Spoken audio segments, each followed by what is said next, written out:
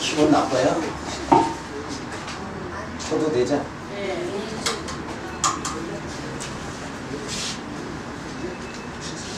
녹화가 안 돼가지고 제가 그래요. 그냥은 잘 보이는데 녹화가 안 돼가지고. 자, 오늘은 제 2장 들어갑니다.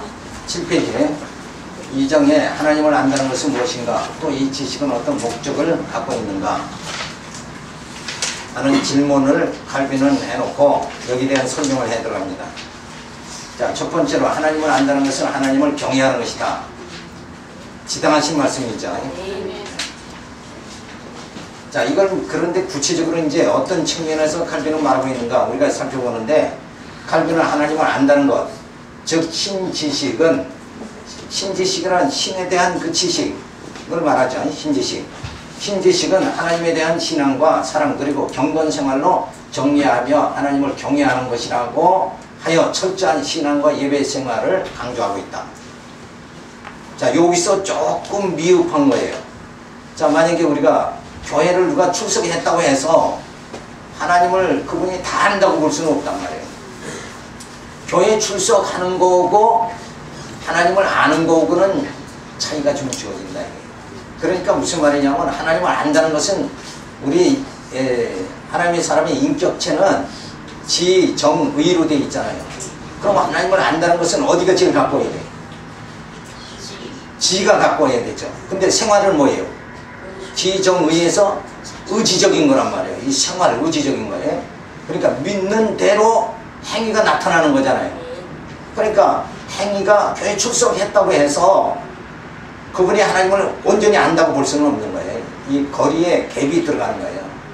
그러니까 요 칼빈의 하나님을 안다는 것, 그것은 바로 하나님을 경외하는 것이다 이러는데, 알고 경외하는 것, 이거 당연한 말씀인데, 경외하는 그 보이는 것이 뭐냐? 생활로 볼 수 있다. 왜 그러냐면 사람은 저분의 마음 생각 속에 우리가 들어갈 수가 없잖아요.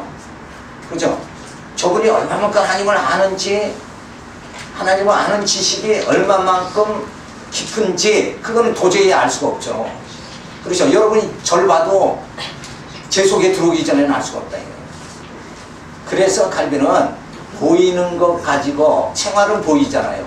열심히 출석하는지, 또 연보로 협력하는지, 이런 게 우리 성도 생활에서 그대로 제일 정확하게 나타나는 게 그거죠. 그럼 연보에 늘 힘쓰고 또 출석에 힘쓰고, 그러면은 그런 분은 당연히 신앙이 좋은 것이고, 좋다고 봐 나쁘다고 볼 수는 없잖아요. 안 하는 분보다 잘하는 분이 신앙이 좋은 거고, 그러다 보면 그분이 하나님을 잘 알기 때문에 그렇게 저렇게 열심히 내는 거 아니냐, 이렇게 이제 하나의 그 뭐예요? 추론을 할 수가 있다. 추측을. 이걸 봐서 이걸 알 수 있다. 이런 거지. 그렇다고 해서 그분이 진짜 액면 그대로 하나님 아는 지식이 정말 고상하느냐? 이거는 확답을 할 수는 없는 거다. 그래서 칼빈은 지금 이런 관계로, 야, 신앙생활을 잘 하는 걸 보고 성도들이 저분이 하나님을 얼마만큼 아는가 이거를 알 수 있다. 이렇게 생각하는데, 실제는 그렇지 않죠. 그러나 하나님을 안다는 것은 하나님의 존재와 속성을 아는 거, 그게 진짜 하나님을 아는 거다. 아멘. 이건 생활의 문제가 아니라 완전히 지적인 문제죠. 안다는 건 지적인 문제지 의지적인 문제는 아니다. 물론 그게 하나의 그 결과로 나타나니까 신앙이 그런 분이 좋은 건 사실이지만, 그렇다고 직접적인 요인은 아니다. 그래서 하나님의 존재를 어떻게 그러면 아느냐, 그게 하나님을 아는 신지식에 깊이 들어갈 수 있다는 거죠. 그리고 하나님이 진짜 속성이 어떤 분이냐, 그러니까 이렇게 어떤 분을 내가 만났다 그러면 그분을 외모로 봐서는 잘 모르죠. 근데 그분이 교회 신앙생활을 하는 거 보니까, 야, 저분은 하나님을 경외하는 분이다, 이렇게는 볼 수가 있어요. 그런데 실제 그 분이 어떠한 하나님 절대 주권 사상을 가졌느냐, 정말 주님 뜻대로 모든 일에 만사의 모든 일에 주님 뜻대로 먼저 살아갈 수 있는 그런 심령을 가졌느냐, 이거는 차이가 많이 주어진다. 자, 그래서 이제 좀 더 이제 도형으로 우리가 하나님의 그런 존재는 어떻게 정립을 해야 되느냐, 그리고 하나님의 속성은 어떠한 것들이 있느냐 하는 것을 이제 조금 이따 우리가 살펴보면서, 어쨌든 여기서는 생활보다는 뭐예요? 지적인 것이 먼저다. 그래서 먼저 깨닫는다는 게 이게 중요한 것이다. 근데 이거 하나님을 알게는 어떻게 한다고 그랬어요? 이방 종교에서는 인간이 돌을 닦아서 하나님, 그 어떤 경지에 들어가서 하나님을, 신 존재를 아는 거죠. 근데 우리 기독교는 그게 아니라 하나님께서 이 땅에 찾아오셨다. 성육신 하심을 통해서 하나님 당신을 보여주셨다. 그래서 기독교는 하나님, 우리 인간은 영이신 하나님을 도저히 알 수가 없죠. 눈으로 볼 수도 없고 확인할 수도 없고. 그런데 하나님 당신 스스로 우리에게 드러내 보여주셨다. 그것이 뭐예요? 계시다. 근데 그 계시는 바로 뭘로 나타났어요? 신구약 성경, 옛 언약과 새 언약, 새 계명을 통해서 나타난다. 성경 자체가 뭐예요? 우리는 계시적 차원에서 뭐라고 그러죠? 특별 계시다. 그러면 특별 계시가 있으니까 뭐예요? 일반 계시가 있다. 그렇죠? 우리 뭐 신앙에서 다 배웠으니까. 자, 그래서 우리 일반 이 자연을 통해서도 하나님을 알 수가 있죠. 그런데 그거 가지고는 미흡하다 이거예요. 그거 가지고는 도저히 알 수가 없어요. 그래서 하나님께서 신구약 성경 특별 계시를 통해서 알려준다. 그런데 그 구약에서 하나님께서 우리를, 하나님 당신을 알게 하기 위해서 뭐예요? 선민 이스라엘을 택해가지고 하나님의 능력으로 번성하게 하고 정복하게 하고 통치하게 하고, 그렇게 해서 보이는 나라를 누구의 능력으로? 하나님의 능력으로 세워준다. 이걸 구약 성경에서 다 보여주고, 신약 성경에 들어가서 뭐예요? 하나님의 백성들, 언약의 백성들이 번성하는 걸 어디서 보여주는 거예요? 교회를 세워가지고 세계 각처의 교회를 세워가지고 하나님의 자녀들을 양육해 나가잖아요. 예수를 믿게 하고. 자, 그렇게 해서 번성하게 하고는 그 다음에 예수님 따라서 어때요? 천국에 우리가 들어간다. 또 하나님 나라에서 만왕의 왕 되신 주님의 통치를 받게 되어진다. 그렇게 해주시는 게 신약서부터 시작이 되어지는 거예요. 이미 영원 세계는 시작이 되어진 거예요. 천국은 시작이 되어졌습니다. 그래서 그 하나님의 나라가 지금 이루어져 나가고 있다. 그래서 그 나라의 백성 되기 위해서 우리도 하나님 나라에 신령한 하나님의 나라, 그 나라에서 살 수 있도록, 그 나라에 살 수 있게 정말 걸맞은 자를 만들어야 되잖아요. 지금 같은 이런 모습 가지고 안 되니까 점점 성화에 이르게 만들어 주신다. 그래서 성화에 이르게 만들어 주시는 작업을 하나님께서 뭐예요? 말씀으로, 특별 계시 말씀으로 그 말씀을 깨달을 때 우리의 속심령이 속에 있는 탐욕이 완전히 사라지게 만드신다. 그래서 우리의 속심령을 어떻게 거룩하게 만들어 나가신다. 그러면서 온전한 몸, 신령한 몸, 부활의 몸을 입고 신령한 나라에 들어가도록 그렇게 만들어 주십니다. 자, 그래서 그런 모든 그 하나님의 섭리 속에서 창조, 섭리, 심판을 통해서 하나님 당신을 알게 해주신다. 그것이 뭐예요? 그런 모든 역사를 통해서, 모든 만물을 통해서 하나님이 당신의 존재를 가르쳐주고, 특별히 신구약 성경 선택한 이스라엘 백성들을 통해서, 또 특별히 교회를 세워서 하나님의 언약 백성을 양육해, 말씀으로 양육해 나가시는 이 현장에서 오늘 이렇게 모인 게 뭐예요? 하나님의 언약 백성들이 다 모인 거 아니에요? 이게 하나님의 지금 살아계시다는 뭐예요? 증거다. 그래서 나는 뭐예요? 하나님의 놀라운 작품이다. 두 부부가 결혼하잖아요. 아이를 낳으면 그 두 부부의 하나의 작품이 이루어지잖아요. 그죠?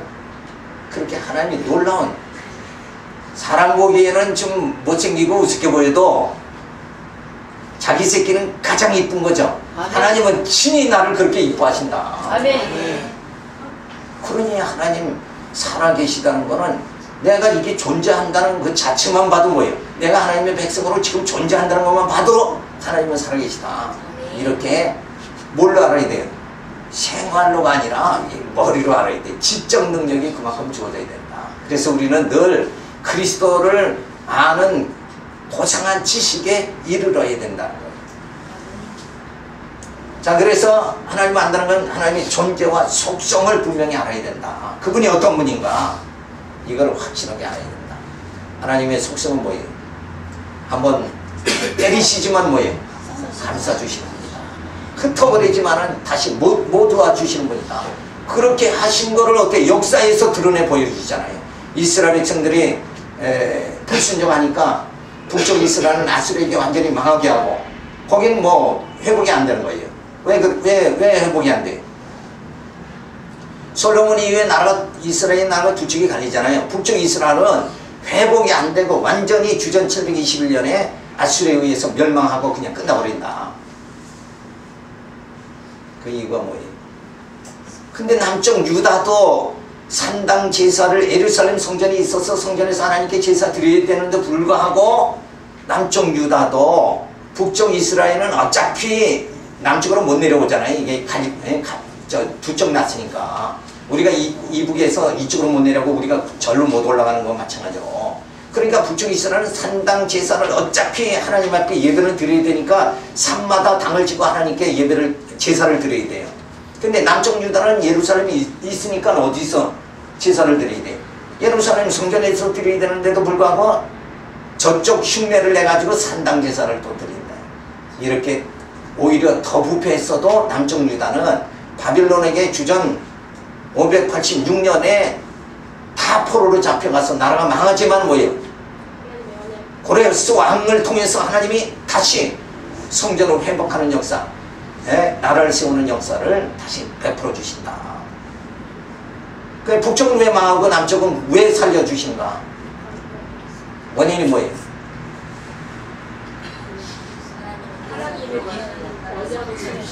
아브라함에게 하나님 약속하기를 내 왕위가 영원하리라 그랬어요. 그러니까 아브라함의 후손에서 아브라함이 그 줄기를 타야 되는 거예요. 유다에서 왕이 나오게 돼 있단 말이에요. 근데 바로 북쪽 이스라엘은 뭐예요? 그 신하들이 다 반역해서 가가지고 나라를 세워서 거기는 유다 족속이 아니에요. 남쪽 유다는 유다 족속이니까 하나님이 원줄기니까 구속의 원줄기니까 거기는 회복시켜 주시는 거다. 하나님께서 오늘 나를 구원시켜 주시는 게 왜 구원시켜 주시는가? 우리도 하나님의 구원의 원줄기에 지금 섰기 때문에 그래요. 그 원줄기가 어디 있은 거예요? 예수. 그렇죠. 그리스도에게 우리는 속했으니까 하나님의 구원의 원줄기에 딱 섰단 말이에요. 우리는 이제 정말 그 비유로 말하잖아요. 청감난나무에 쩍붙임을, 우리 이방인이잖아요. 그래도 쩍붙임을 당해서 받아서 뭐예요? 원참 감람나무에 주님께 우리가 다 속했기 때문에 우리는 언약 백성이 되어졌기 때문에 틀림없이 구원을 받는다. 아멘. 그러니까 역사를 이렇게 쫙 살펴보면 지금 내가 구원받는다는 것이 얼마나 확실한 것인가, 이거를 딱 틀림없는 거예요. 하나님이 역사에서 다 보여주신 거예요. 북쪽 이스라엘이 망하고 남쪽 유다가 다시 회복되게 만드시고 구원해 주시는 이유가 뭐냐 이거예요. 그 이유가 바로 하나님의 약속에 의해서. 그래서 약속의 씨로 오신 예수에게 우리는 속해가지고 그의 지체가 돼서 우리도 약속의 자녀가 됐다. 아멘. 그래서 우리의 구원은 뭐예요? 확실한 것이다. 아멘. 그래서 그런 뭐 존재와 속성을 우리가 깨닫게 되어지죠. 그 다음에 두 번째, 하나님을 안다는 것은 사변만이 아니고 예배를 동반한다. 계속해서 이때 당시에 칼빈은 뭔가 얼른 보이질 않으니까 나타난 현상에 집중을 한다. 사변이라는 건 뭐예요? 생각이죠. 생각. 그러니까 얼마만큼 하나님에 대한 지식, 신지식을 가지고 있느냐, 이것보다는 뭐예요? 예배를 동반한다. 예배는 뭐예요? 실제 나타나는 행위잖아요, 행위. 자, 그래서 칼빈은 하나님을 안다는 것은 사변만이 아니고 자각한 결과, 경건과 예배가 주어지며, 그러니까 예배를 드린다는 것은 뭔가 자각이 있어서 예배 드리잖아요. 그러니까 하나님을 안다는 어떤 뭔가 하나님을 아니까 예배 드릴 것이 아니냐. 이렇게 뭐예요? 직접적인 증거가 아니라 간접 증거죠. 사실 추론을 하는 거예요. 추측해서 말하는 거, 논리를 전개하는 게 추론입니다. 앞으로 계속 제가 이 단어를 쓸 거니까 추론이라는 게 뭐냐, 추측해서 논리를 전개하는 거, 추론이에요. 자, 그래서 자각한 결과 경건과 예배가 주어진다고 하면 하나님의 존재에 대한 본질적인 지식의 깊이를 취급하지 않고, 그렇죠? 하나님의 존재에 대한, 정말 하나님은 어떤 분이냐, 여기에 집중해서 생각해야 되는데, 예배 드리는 거 보니까 저분은 하나님을 아는 거다, 이런 게 조금 이 사이드가 돼버리고 있는 거예요. 그러나 뭐 전혀 틀리다고 볼 수는 없어요. 칼빈이 이 주장도. 왜? 예배 드린다는 것은 벌써 하나님을 경외하니까 예배 드리는 거고, 하나님을 경외한다는 건 하나님을 어떠든지 정확하게 몰라도 어렴풋이라도 안다고 인식한다는 것을 말할 수 있다. 그렇게 하지만은 정확한 건 아니다. 자, 그래서 본질적인 하나님의 존재에 대한 본질적인 지식의 깊이를 취급하지 않고 결과적 행위를 보고 신지식을 소유하였는지를 논하고 있는 것이다. 그 나타나는 현상을 보니까, 교회 출석하는 거 보니까 저분은 하나님을 안다고 할 수 있다, 이렇게 보지만 실제로 뭐예요? 교회를 출석해도 우리 신학에서 뭐라고 그래요? 진짜 부르심을 받은 분이, 교회 나온다는 건 부르심을 받았다. 근데 진짜 저분이 예수를 주로 믿고 영접하고, 예수를 영접하고 정말 하나님을 경외하는 그 심령, 속심령이 그러한 심령이냐, 그렇게 말할 적에 유효적 부르심이냐, 이렇게 따지죠, 신학에서.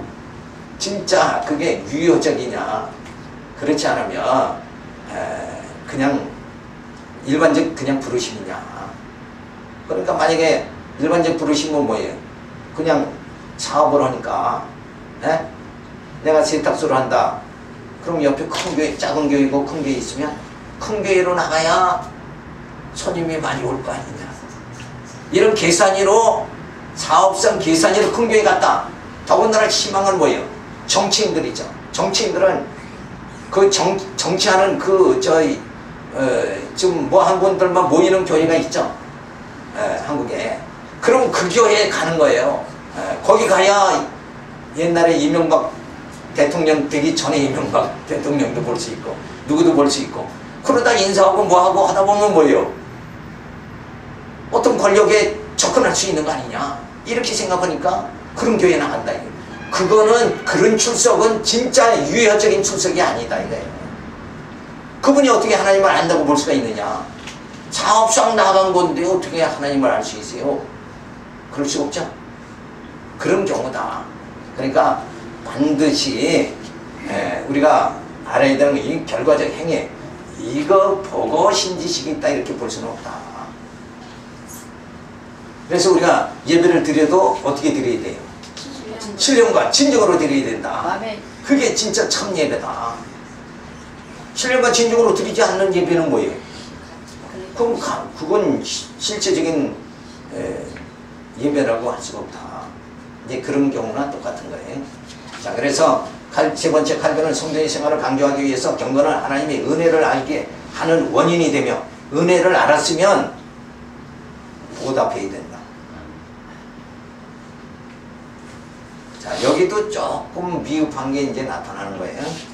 자, 하나님의 은혜에 보답하는 방법을 배워야 한다 하며 인간의 자율 능력을 배제하지 않았다.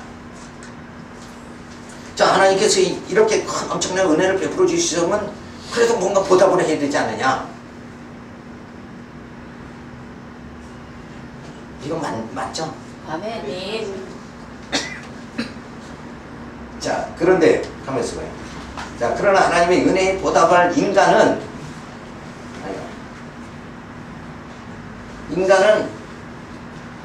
하나님께 보답할 수가 없는 것이다. 인간의 힘으로 하나님께 보답할 수 있느냐?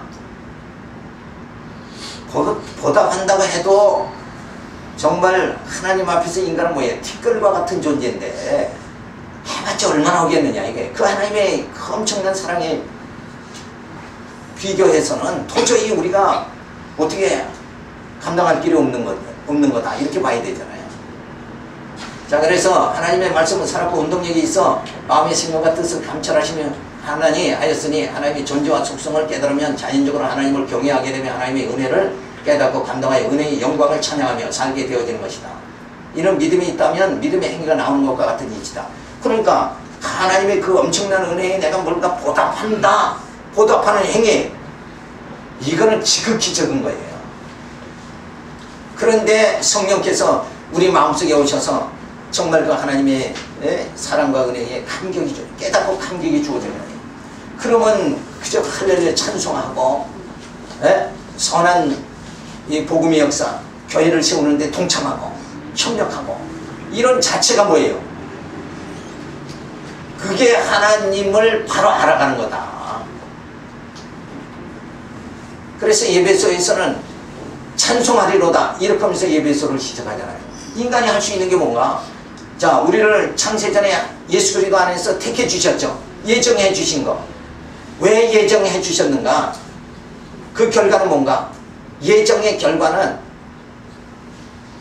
찬송이에요. 찬송하는 거예요. 그저 나를 하나님이 예정해 주셨으니까 우리가 무엇으로 보답할 길이 없어요. 그냥 찬송 드리는 거예요.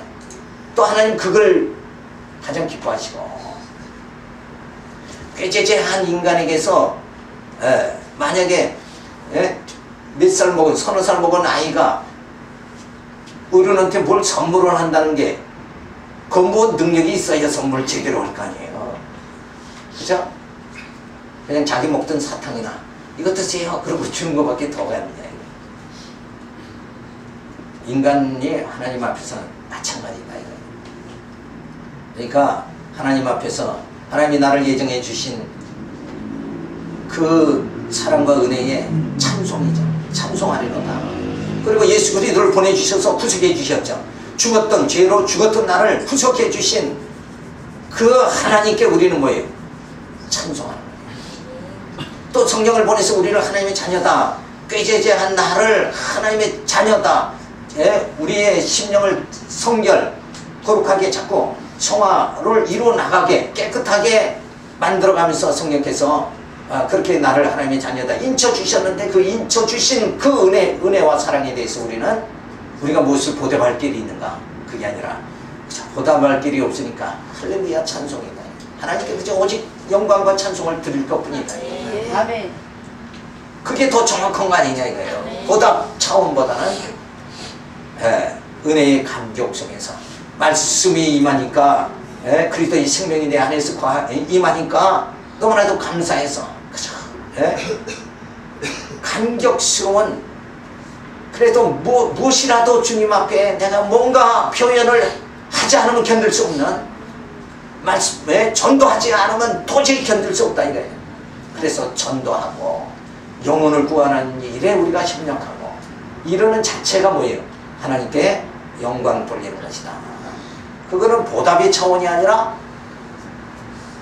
보답의 차원이 아니죠.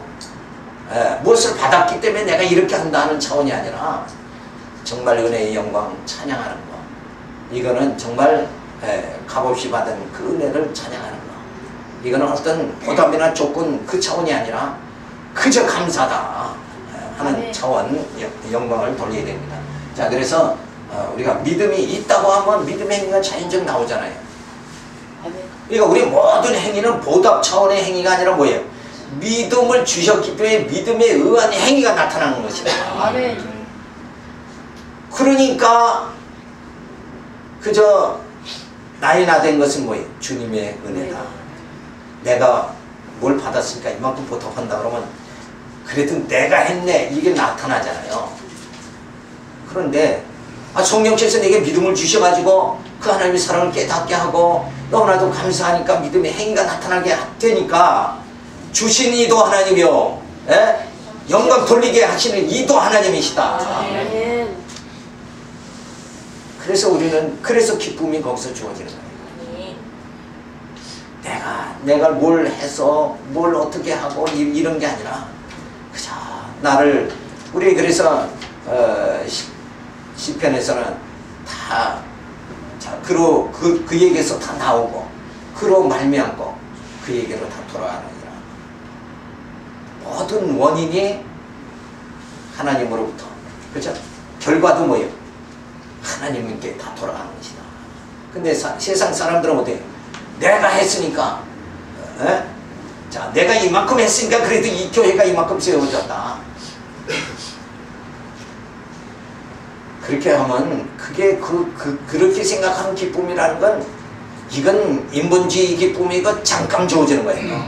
그런데 이 교회를 세우도록 하나님이 쓸모없는 나를 귀한 그릇으로 사용해 주신 게 그 하나님이 나를 눈동자같이 사랑해 주셔서 그 이 교회가 세워질 때 그 요긴한 때에 나를 하나님 그저 정말 썩어질 것을 위해서 일한 것이 아니라 썩지 아니할 것을 위해서 일하게 만들어 주신 그 하나님이 나를 붙잡아 준 그 순간순간들이 내게는 너무나도 영광스럽다. 그래서 할렐루야 찬송드리는 이런 삶이 주어진다 그러면 그 기쁨은 영원한 기쁨이 되어져.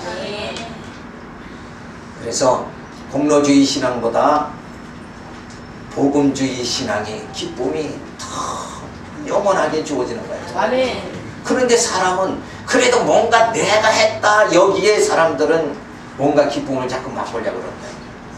근데 그거는 영원한 게 아니다. 영원한 기쁨, 하늘로 주어지는 희락, 그 잠깐 내 공로다 하는 것은 잠깐 주어지는 인간의 쾌락에 불과한 것이다. 쾌락이냐 희락이냐. 쾌락은 땅에서 오는 거고 희락은 뭐예요? 하늘에서 오는 거다. 엄청난 차이가 있죠.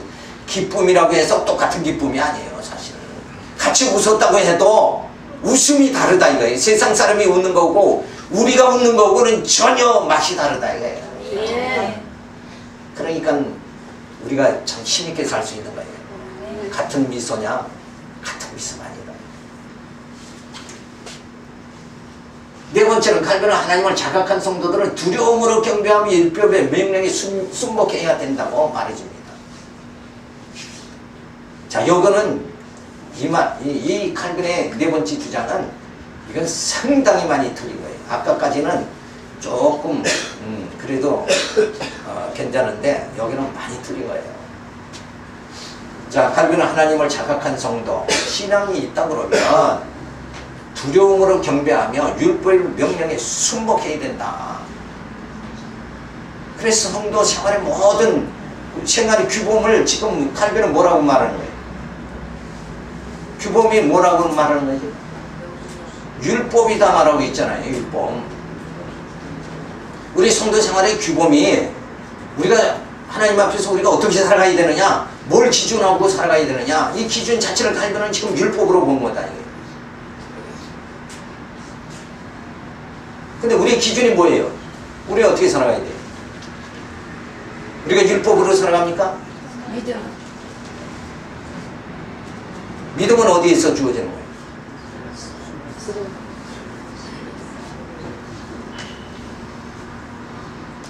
복음이 있잖아요. 복음에서 주어지는 거죠. 그죠? 자, 율법 신앙이 아니라 무슨 신앙이야? 복음 신앙이다.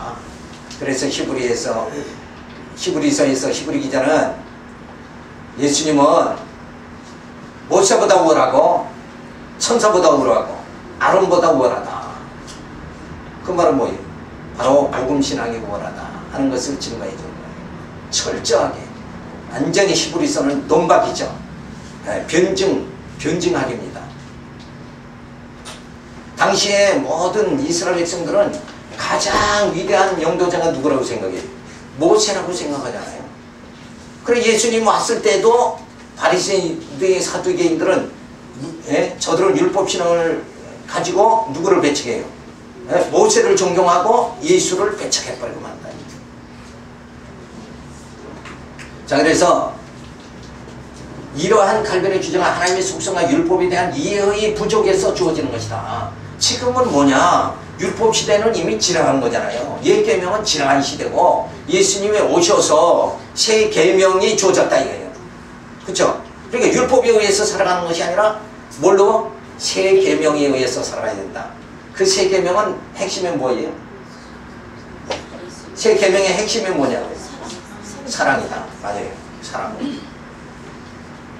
그러니까 율법은 내가 착하게 살아야지. 예. 그렇게 해서 자꾸 내 의지로 선을 추구해야 되잖아요. 그런데 복음은 바로 사랑입니다. 사랑하니까 형제 걸 도둑질을 안 하게 되어지는 거예요. 율법에서는 도둑질을 하지 말라, 살인하지 말라, 가늠하지 말라 이렇게 됐잖아요. 그러니까 안 하려고 열심히 해야 되는데 복음에서는 뭐예요? 사랑이 그냥 그리스도의 하나님의 사랑, 그리스도의 은혜가 주어져서 내 심령을 더 흡게 만들어주니까 형제 사랑이 그냥 저절로 나타나는 거예요. 사랑하는 사람은 도둑질해요? 사랑하는 사람은 걸 어떻게 사기쳐요? 그러니까 있을 수가 없잖아요. 그러니까 그저 주님의 그 사랑이 내 마음속에 가득 차서 그저 세상 보는 게 사랑의 눈으로 보게 되어지니까 모두가 다 이쁜 거예요. 아멘. 여기 모신 분이 다 이뻐 그냥. 아멘. 이렇게 완전히 율법하고 복음하고 옛 계명하고 옛 계명은 뭐예요? 정죄의 계명이다 이거예요. 그건 지키려고 하면 사정없이 넌 도둑놈이다 이러고 정죄하잖아요. 라가라 하는 자마다 다 살인자다. 그게 율법을 아주 적나라하게 예수님이 표현해 준 거예요. 자, 바리새인과 사두개인들은 아무리 길거리에서 손 들고 거룩한 척해도 저들 마음속에는 뭐가 가득 차요? 시기와 탐욕이 가득 찼단 말이에요. 그래서 저들은 그 성도들을 이권의 대상으로 봤다 이거예요. 근데 사도 바울은 성도를 무슨 대상으로 봐요? 사랑의 대상으로 봤다. 그래서 사도 바울은 저들은 바리새인과 사두개인들 이런 지도자들은 그저 사람 많이 모여가지고 저들로부터 존경받고 유명한 목사가 되고 뭐 유명한 지도자가 되고 이걸 꿈꾸고 저들은 살아가는 거예요. 근데 사도 바울은 그리스도의 사랑을 받으니까 사랑의 눈으로 성도를 보니까 저들을 신부된 성도를 신랑 되신 예수님께 나는 중매하는 것뿐이다. 그러니까 사도 바울은 엄청난 교회를 세우면서 말할 수 없는 눈물을 흘리고 희생하고 봉사하고 이 복음을 땅끝까지 전했다. 이게 완전히 인생관이 달랐다. 자, 그래서 율법에 대한 이해 부족이다 이게. 율법 앞에 가면 갈수록 뭐가 돼요? 죄인이 되는 거예요. 율법을 다 지킬 사람이 어디 있느냐 이게. 아무도 없어요. 내가 만약에 누굴 사기치지 않았다고 할지라도 누굴 미워만 했어도 벌써 이미 율법을 범한 거다 이거예요. 새가 날아가는데 그물이 있어서 딱 걸려서 새가 잡혔어요. 그러면 새가 어디에 잡혔다 그래요? 그물에 잡혔다 그러지. 그물에 코에 걸렸다 이렇게 얘기는 안, 그물에 코에 걸려서 잡혔다 이런 얘기는 안 한단 말이에요. 그거랑 마찬가지예요. 율법은 다 지키다가 하나만 어겨도 뭐예요? 그건 죄인으로 그냥 돼버리고 만 거예요. 그래서 율법은 우리를 정죄하는 무서운 법인데 그걸 지켜서 어떻게든지 의롭게 되고 나를 드러내려고 한다는 것 자체가 얼마나 어리석고 착하게 속에 살아가는 거냐. 그래서 율법을 주신 이유는 죄를 깨닫게 하는 거지 그걸 지켜서 의롭다 함을 받아서 예수님 올 필요가 없다 이 세상에 그게 아니다 이거예요. 율법 지켜서 의롭게 되면 예수님 오실 필요가 없잖아요. 예수님이 나를 위해서 십자가 지실 필요 자체가 없지 않느냐 이거예요. 그래 안 그래요? 안 그런 거 같으니까 나만 그런가.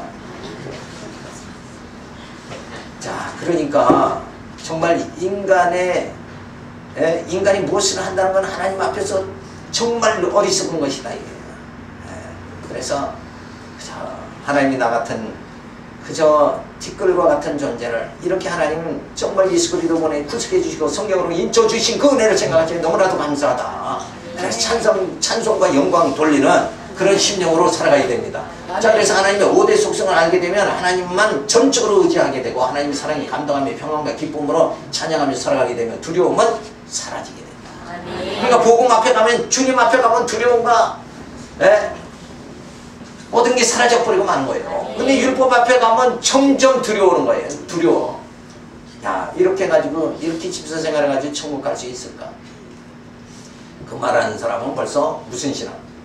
그건 율법 신앙입니다. 진짜 예수님을 이 복음 신앙을 접했다 그러면 그런 말이 나오면 안 되죠. 그죠? 인간이 자, 인간이 무엇을 해야 된다. 그것이 뭐예요? 내가 무엇을 하여 영생을 얻으리까? 예수님 앞에 니고데모가 그랬을 때 너 계명을 지켰느냐? 지켰습니다. 아, 그 사람은 저보다 낫죠. 계명 다 지켰어요. 그러니까 내 있는 재산을 나눠줘라. 그만큼 그게 뭐예요? 사랑이잖아요. 사랑의 계명을 지금 지켜봐라. 자, 그런 말씀을 우리가 살펴볼 수가 있죠. 자, 그래서 바울은 율법이 가입한 것은 범죄를 더하게 하려 합니다. 그런데 사도 바울은 율법 앞에 가면 갈수록 율법을 알면 알수록 범죄를 더하는 것이다. 왜? 내 죄가 더 드러나는 것 뿐이다. 범죄를 더한다는 것은 내 죄가 더 드러난다. 그런 걸 말하는 거예요. 율법 앞에 가면 내 죄가 더 드러난다. 그 말을 사도 바울은 율법이 가입한 것은 범죄를 더하게 하는 거다. 이렇게 말을 하는데 조금 어렵죠. 그러니까 지금같이 그렇게 율법 앞에 가면 내 죄가 더 드러나는 거예요. 그걸 말하는 거예요 지금. 자, 그런데 칼빈은 뭐라고 그랬어요? 율법의 명령에 순복해야 된다. 이러는 건 누구하고 충돌되는 거예요? 사도 바울의 가르침하고는 충돌되는 거다. 그럼 누가 더 정확해? 사도 바울이 말씀을 깨달았잖아요. 당장 부대치잖아요. 그죠? 그러니까 저때 칼빈은 아직은 뭐에 집중을 해서 그랬어요? 이런 결과가 나타나느냐? 행위를 집중하다 보니까 이런 결과가 나온 거다. 이게. 근데 사도 바울은 뭐예요? 진리를, 핵심을 깨달았다. 이게 벌써 보는 관점이 다르기 때문에 결과가 그렇게 나타난 거다. 이렇게 볼 수가 있는 거예요. 그래서 바울이 율법이 가진 건 범죄를 더하게 하고, 그러나 죄가 더한 곳에 은혜가 넘쳤나니 내가 율법에서 내 죄가 더 드러나니까 이제는 내게는 멸망, 사망밖에, 죽음밖에는 있을 수가 없구나. 이걸 점점 죽음의 공포를 더 느끼는 거예요. 내 죄가 드러날수록 죽음의 공포를 더 느끼니까 이제는 내가 어떻게 이래?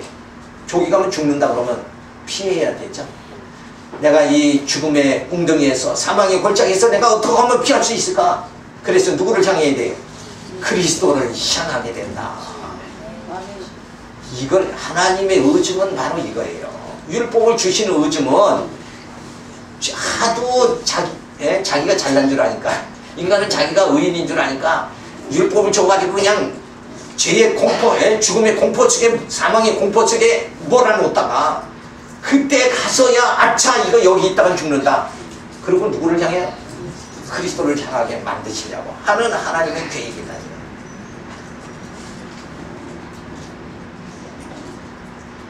그래서 사도 바울은 죄가 더한 것이 은혜가 넘친다 이거예요.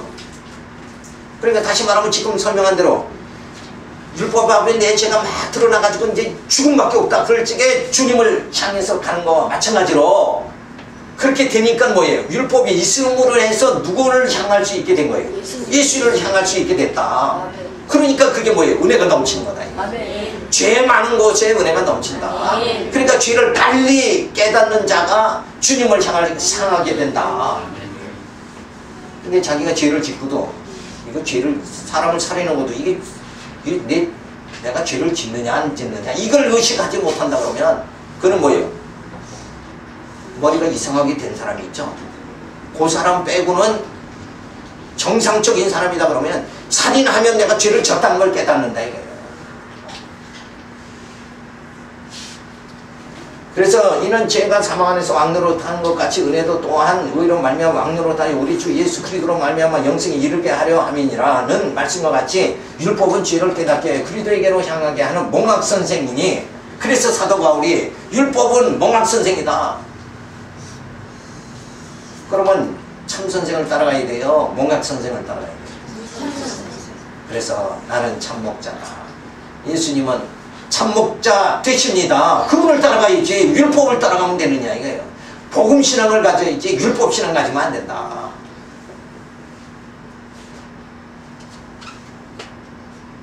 율법에 순복할 것이 아니라 그리스도에게 순복하며 율법이 저주에서 벗어나 그리스도 안에서 생명과 평안을 누리게 하신 하나님의 사랑을 깨달아야 된다.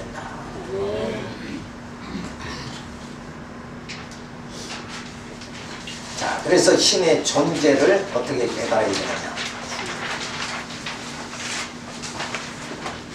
이거 신의 존재만 깨닫는다고 해도 내 인생관이, 세계관이, 역사관이, 정말 교회관이 다 달라진다.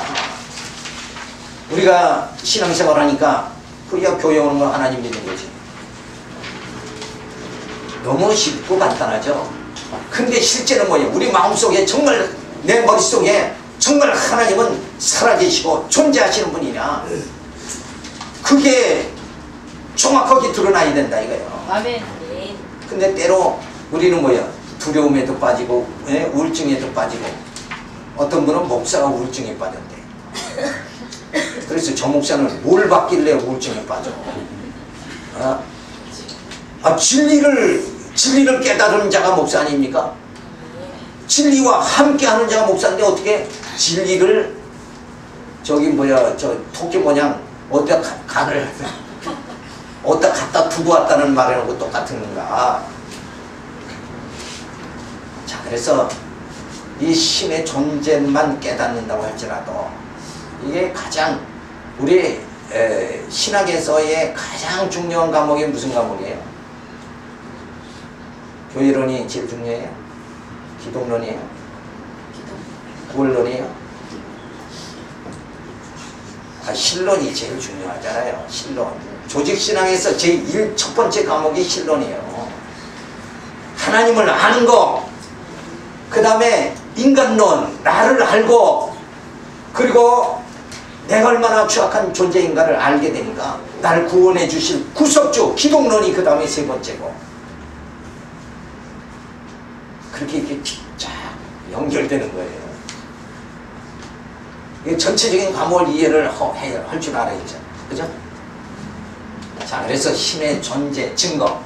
시간은 다 됐는데, 제가 많이 이렇게 하려고 그냥 말을 빨리빨리 해도 참 시간이 부족해요. 제 속도를, 가속을 한 90km 말 속도를 내도 시간이 좀 부족해요. 여기까지는 해야 돼요. 자, 신의 존재. 이걸 과연 우리가 인간이 알 수 있느냐? 알 수가 없어요. 정말 하나님은 어떤 분이에요? 하나님의 명칭이 뭐예요? 하나님은 여호와다. 저는 누구예요? 김영배다. 그래도 조금 알아줘야지. 자, 신의 존재, 증거.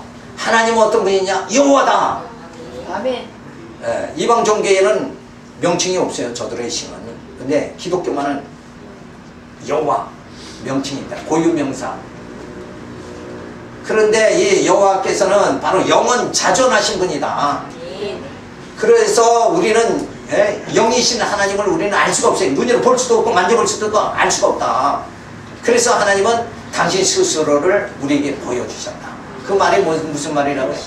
계시다. 감춰온 것을 드러내 보여주는 것, 그게 계시다. 그래서 하나님의 존재의 형상을 보여주셨습니다. 그것을 어떤 방법으로 보여주시는가? 하나님은 이 온 우주를 창조하시면서 보여주셨다.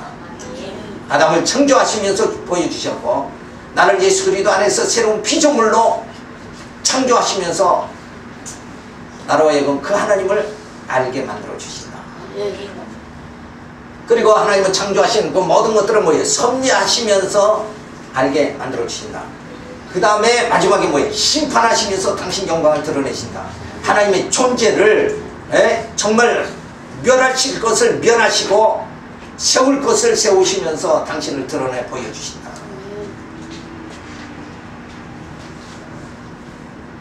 그래서 창조를 하죠. 아담을 창조합니다. 아브라함을. 그리고 예수 그리스도를 보내서 하나님 당신을 드러내 보여주신다. 자, 그래도 우리가 잘 못 깨닫죠. 그래서 하나님께서는 하나님의 신존재 방법, 이것을 하나님은 언약하시고 성취하심으로 하나님의 존재, 당신 스스로의 존재를 드러내 보여주신다. 자, 이 말은 무슨 말이냐면 하나님께서 아브라함에게 내년 이맘때 아들을 낳으리니 하고 이삭을 주셨습니다. 약속대로. 그래서 아브라함이 이삭을 보면서 선지자들이 예언한 대로 메시아를 보내주겠다는 하나님의 약속이 반드시 이루어진다는 것을 믿게 되어진 거예요. 아멘. 왜? 약속대로 이루시니까. 아멘. 그 예수님이 이 땅에 오셔서 내가 가면 보혜사 성령을 보내주겠다 그랬는데 성령이 오셨죠. 아멘. 자, 죽은 자는 말이 없는데 살아 계시니까 하시는 말씀이 지금 이렇게 역사 속에서 드러나잖아요. 아멘. 그래서 하나님 그 약속에 의해서 교회가 세워졌죠. 아멘. 그리고 그 교회를 통해서 우리가 하나님의 자녀가 되어졌잖아요. 아멘. 자녀를 양육받잖아요. 아멘. 이게 현실이다. 그래서 우리는 죽음이 아니라 영생의 소망, 산 소망을 가지고 살아가게 만들어 주셨다. 아멘. 이 자체가 뭐예요? 하나님이 언약이 지금 우리에게 지금 계속 뭐예요? 성취되어지는 과정이다. 그래서 하나님이 택한 자를 반드시 하나님의 약속대로 이루신 분이니까 택한 자를 어디까지? 천국까지 인도해 주신다. 아멘. 하나님이 택한 자를 반드시 영화롭게 해주신다. 아멘.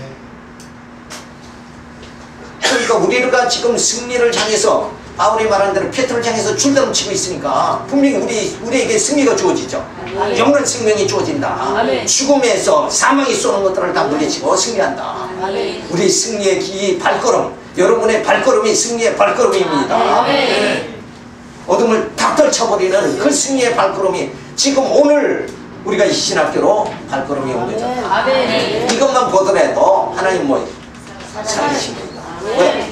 약속대로 지금 이게 다 진행되고 있습니다. 아멘. 하나님의 약속은 진행형이다. 아멘. 분명히 나를 통해서 나 같은 이게 보잘것도 없는 쓸모없는 자를 하나님 정말 그 영광의 나라 그리스도의 영광 승리의 날에 참여하게 만들어 주시려고 지금 이렇게 부단히 나를 갈고 닦아서 하나님의 자녀로 지금 성숙하게 만들어가고 있다. 아멘. 그래서 말씀 깨닫는 거 깨닫고 성숙하게 되는 이 과정을 봤을 때 20년 전에 나보다 지금은 말씀을 깨닫고 더 하나님의 사랑에 깊이 들어갈 수 있게 만들어 주시니까 이게 보통 일이냐. 이건 살아있는 역사고 그래서 이 역사를 주관하시는 분이 뭐예요? 살아계신 하나님이시다. 아멘. 기도하겠습니다. 하나님 말씀을 드립니다. 귀한 시간을 허락해 주셔서 이 말씀을 저희들이 상고했습니다. 더욱더 진리 안에 깊이 들어가서 말씀 깨닫고 그리스도의 고상한 지식에 이르러서 주신 사명 감당할 수 있도록 인도하여 주시옵소서. 아멘. 감사하고 예수님의 이름으로 기도드렸습니다. 아멘. 그래.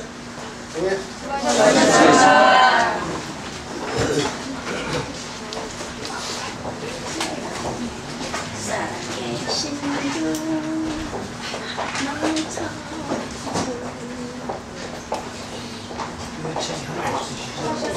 네.